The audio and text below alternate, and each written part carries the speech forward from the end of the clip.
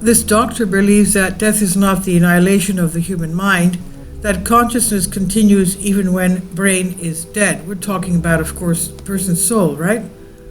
And we know that from our Holy Bible.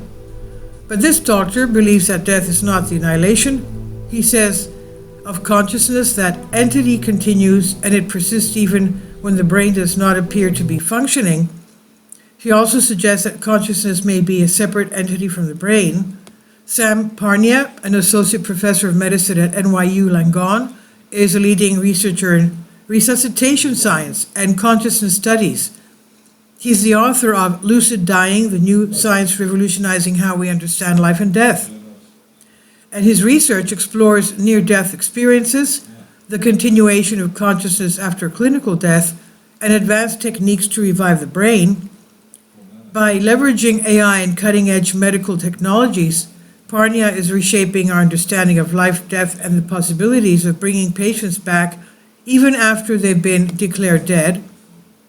Dr. Parnia's research reveals that death is not an instantaneous event, but rather a process that unfolds over time.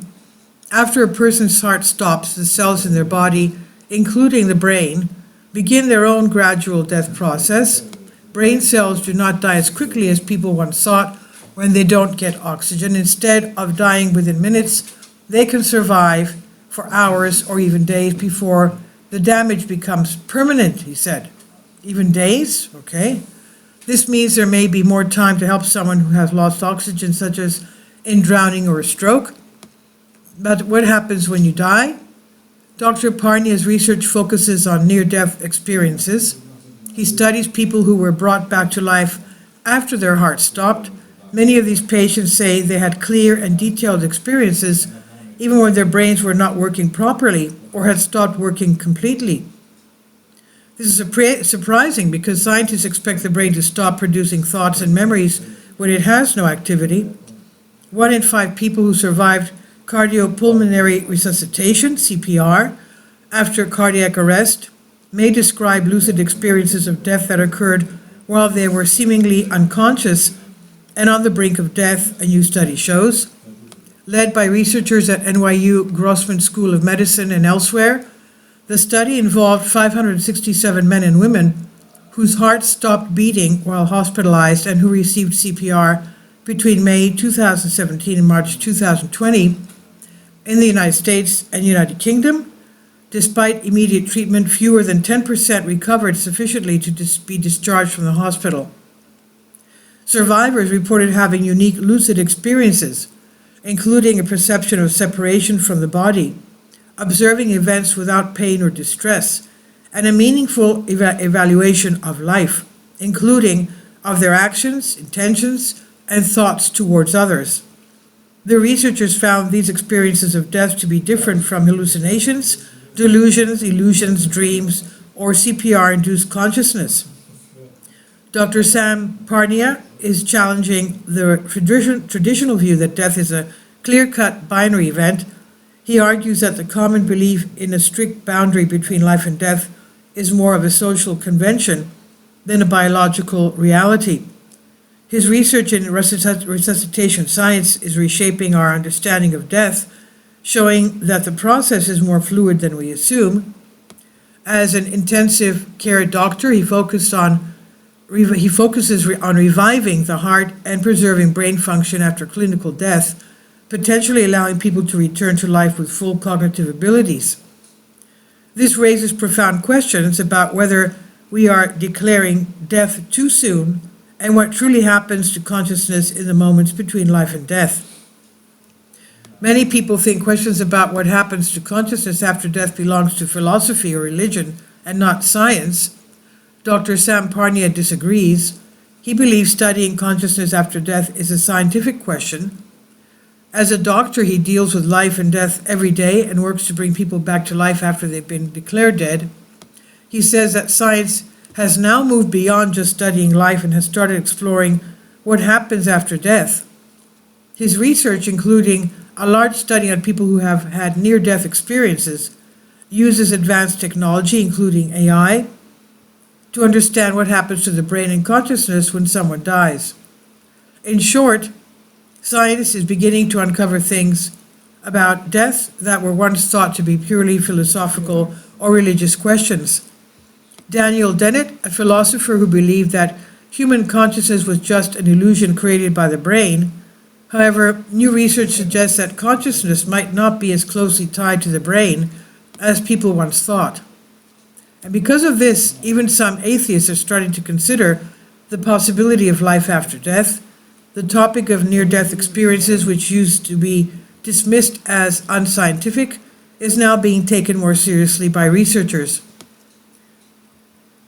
And here we can watch the video by J.L. Schellenberg, Canadian philosopher known for his atheism, but he does not dismiss life after death.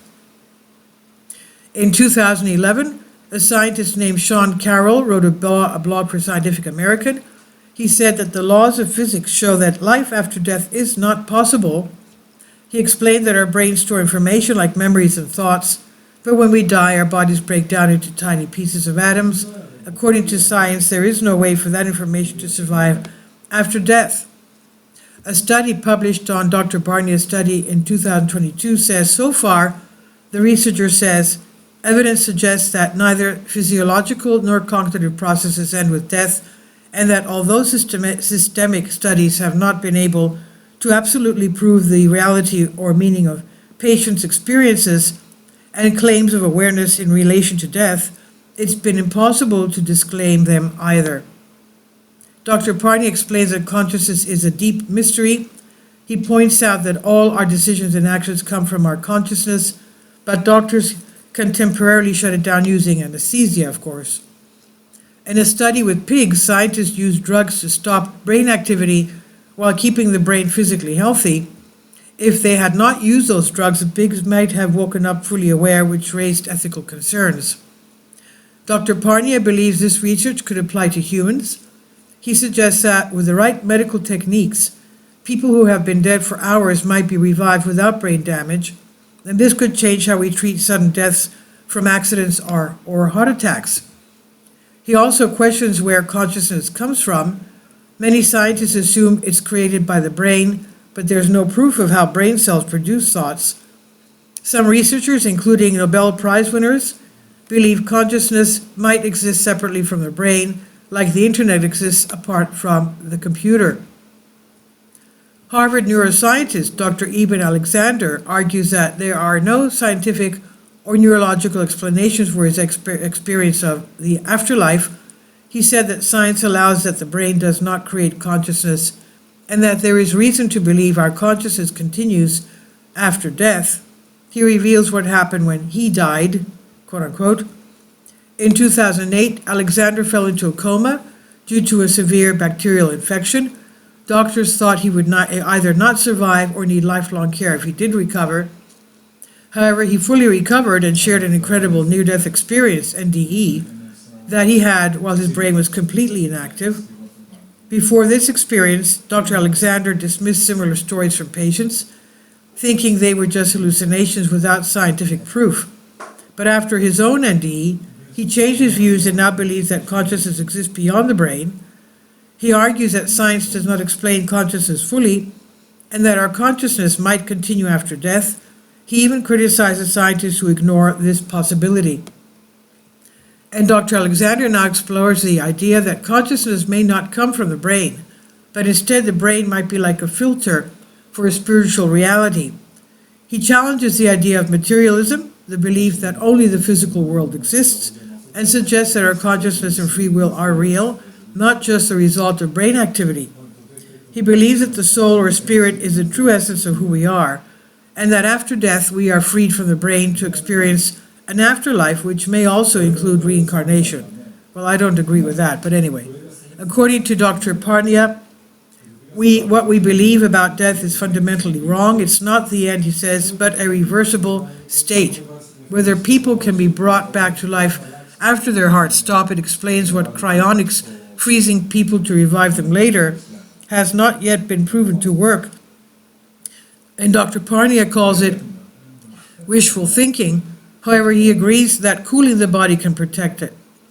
He gives an example of a British woman, Audrey Mash, who got hypothermia while hiking in Spain in 2019. Her heart stopped for 6 hours, which is much longer than what's usually considered death.